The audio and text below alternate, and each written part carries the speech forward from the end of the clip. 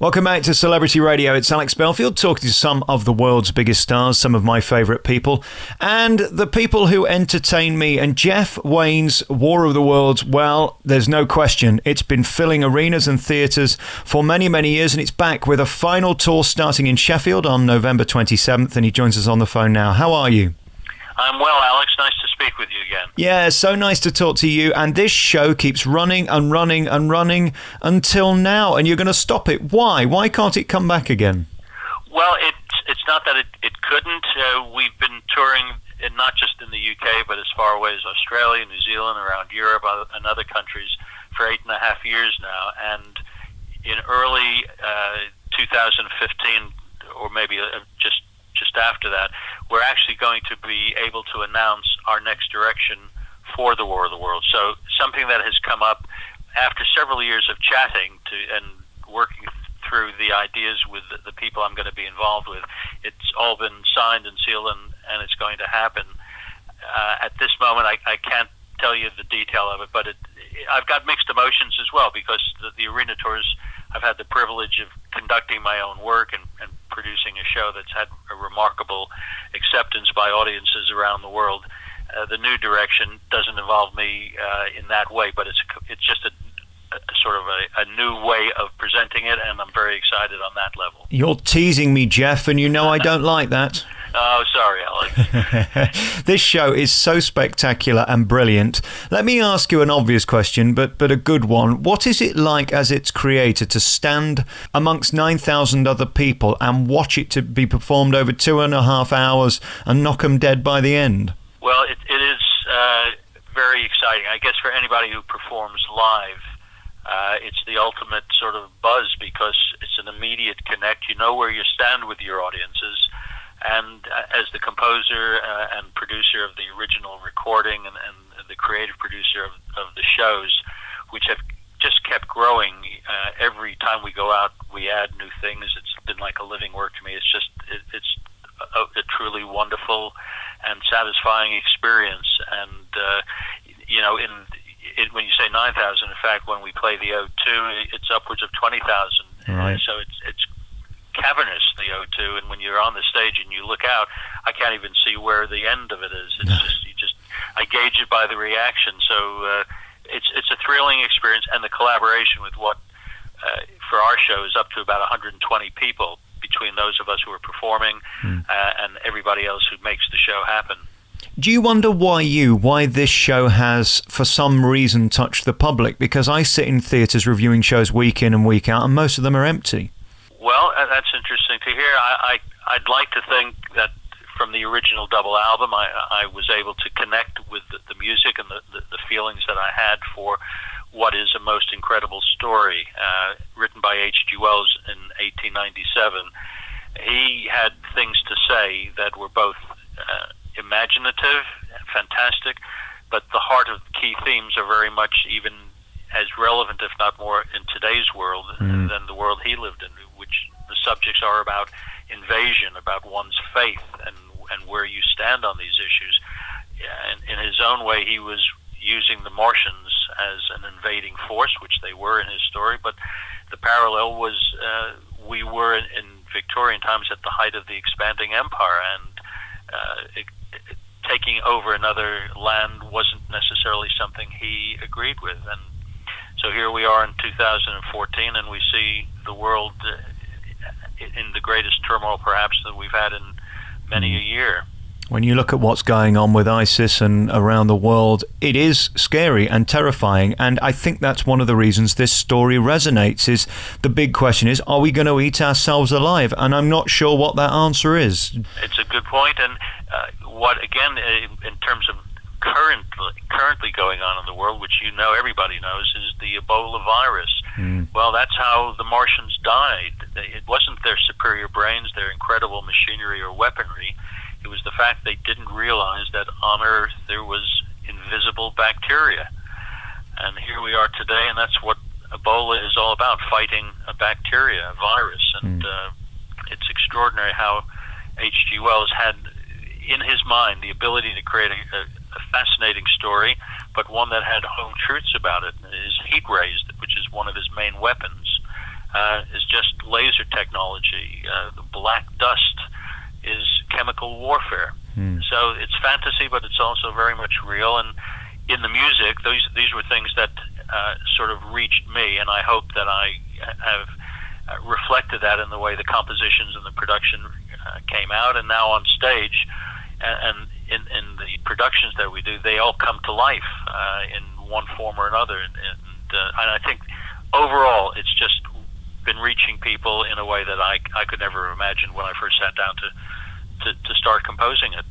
I'm a musician and I love the epicness of your production. It is so massive and big, and of course that live orchestra is stunning. When you come up with that dun dun dun or whatever it is, that's probably totally out of tune. Oh, that's spot on. Well done. Not bad off the cuff. When you come up with that, what's going through your head, and did you know that would be the hook that everybody would fall in love with forever? I composed The War of the Worlds very similar to the way H.G. Wells wrote his story, and I say story rather than book, because I discovered that he didn't write it as a book. He wrote it as an episodic adventure for a magazine called Pearson's, with the hope that he would leave the reader sort of at the end of a chapter wanting to know more, and would then go out and buy the next edition. It was just his popularity that he was about a year or so later asked to put it all together, glue all these individual chapters together and turn it into a book. And his opening chapter is called The Eve of the War, and the little bit that you just sang me it is my first composition called The Eve of the War. And when you read it in story form, to me it read like an overture. Something pending was about to happen. We don't know what.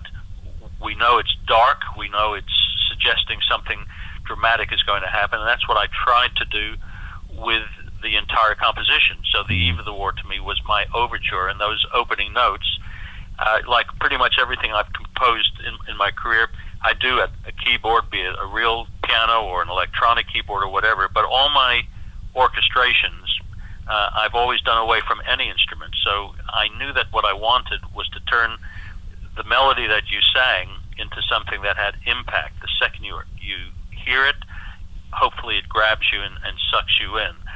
It's so moving. So while you can sing it as a few notes, just as you did, turning it into a symphonic string orchestra is what gives it its gravitas and the tension that comes from within it. I am available, by the way, Jeff, if Jason Donovan needs cover at any point during the tour. I've been just taking notes, actually, Alex, because when you sang those opening notes, that was impressive. Let me just talk about the orchestra and how you recreate that sound, more importantly. How does that work in the arenas? This for you is so important, isn't it? You don't want to do it shabbily because it wouldn't work. I tend to start well in advance of the time that it will take to get the show ready and be ready to perform. So to give you an idea, this next production, which has a lot of new content, including bringing H.G. Wells to life to give him his say, but I started this in June 2013. Wow. The heart and soul of any musical show is, of course, music and those who are going to perform it. And new arrangements, try to keep advancing the production, but it's very much getting the heart and soul correct to be able to perform it live. And I would say 98, 99% of what the audience is hearing is absolutely live. That 1 or 2% that isn't is simply because we've run out of hands, and we have to put a few sounds or like harmonies for the performers on stage that are singing. Those go into backing tracks, because obviously if they're singing live and the lead parts, anything that's harmonic or counterlines goes into a backing track. But it is that much live, and the challenge is to recreate live what is easier to do in a recorded form, and I think we've been able to get it. I've had brilliant musicians. Some have been with me way longer than the War of the Worlds, but even just on the tours of 8.5 years, the core band have been with me. I have a symphonic string orchestra where the string leader and the key musicians on that side have been with the War of the Worlds. So we start off every tour at probably a higher level than the last one, simply because we know it so well, so to speak. Yep. And the sound is mixed in live in surround sound, so the audience experience is about immersing them in the sound, and whether it's music, sound effects, sound design, all these elements in surround sound, no matter where you're sitting in the venues, hopefully reaches you in a complete way. I last saw it with Kerry Ellis, and the lighting and the scenery and what you do within that space, because let's face it, an arena is not an easy place to put a show on. You've really got to try and pack that space because it is so cavernous. Is it like your baby? Do the hairs go up on the back of your neck and go, it's okay, it's happening? I arrive on stage after we have a pre-show where we have a couple of amateur astronomers working the audience, so to speak. They come out with telescopes and all sorts of other Victorian accessories, so to speak. And it's just a bit of fun, but it gets people involved. The Martian fighting machine appears on the screen and scans the audience so they can see themselves being scanned by the fighting machine. And about 10-15 minutes before the show actually starts, I make my way up behind the set, and I just look up at the audience being scanned, and usually they're having good fun with it and everything else that's going on. It just gets me into the mood. I'm never nervous. I'm just very excited, and then lights down and I'm cued to go on, and I'm in another world for the next 2.5 hours or so, other than that 15-minute intermission. It's just like being a bit of like a hovercraft, just floating on air. And when the performances are extra special, everybody knows that you connect. And on a show of the scale that we are, that's a lot of people that feel the buzz if it all works. Do you realise how special you are, Jeff, that we all have dreams in show business, but many of them don't come to fruition, let alone in front of 20,000 people with a mammoth production and a stellar cast? Do you pinch yourself sometimes? I know that I've been very fortunate because I'm now at an age where I can look back a long time and realize that I've had a career in many different ways, and to be able to do something that to this day I love just as much as the day I started. I'm privileged and honored to have had a career that has lasted this long, for sure. And what a cast this year. Jason Donovan headlining, Shane Ward, a ton of stars in the show, which helps, doesn't it? Because people like to see people they know. I think that's a great contributing factor. In my mindset, it starts with working with people who are perfect for the roles that they're playing. And this time we have 4 new guest artists out of a total of 5. Jason, he's the only one that's returning. This is his third time with us. And they each bring their own sort of special way of interpreting the role, because you're not asking them to duplicate what was there previously. We just want them to bring their own style to the material that the characters have to be. The only exception is that Liam Neeson isn't live on stage. He's in 3D holography.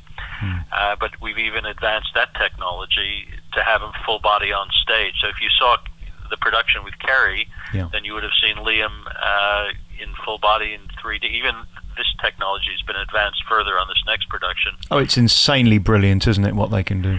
It is extraordinary. I look back even 8.5 years ago when the first production started, and I thought, gosh, it really reached the point in the development of live entertainment where a lot of the things that I had in my head and wish list could actually now be achieved in live entertainment. But here, 8.5 years later, so much has changed even in that period that this is a major reason why we keep advancing, and we just don't take the show out of the box and do it the same way each time. With new ingredients, but also new technology allows us to improve things or to introduce things that have never been performed before. Well, Jeff, I'll come and see you in Nottingham. The show hits the road from the 27th of November at the Sheffield Motor Point Arena, 28th in Liverpool, 29th in Glasgow, 30th to Manchester, 2nd to Nottingham, 3rd of December in Newcastle, the 5th Birmingham, 6th Leeds, Cardiff for 2 nights from the 7th, and Bournemouth from the 10th of December. Then on to London's O2 from the 13th on the Saturday at matinee and evening performance, Sunday in Brighton, Monday in Brighton too, and finally at the Heineken Music Hall in Amsterdam. You're going over there. Hey, listen, thank you so much for the memories and for the fun, and what you do to me with that opening number and throughout that show is inspired. It's an epic production with some gorgeous music. You should be very proud. Very proud indeed. That's so kind of you to say. Thank you. Can't wait to see you. Let's meet up for a cup of tea. I'd love to see you. sounds like a great idea. Thank you. Jeff Wayne, the star, the man behind, and he's bringing it to a town near you. War of the Worlds is on the road from November. Thanks, Jeff. Thank you, Alex. Nice to speak with you.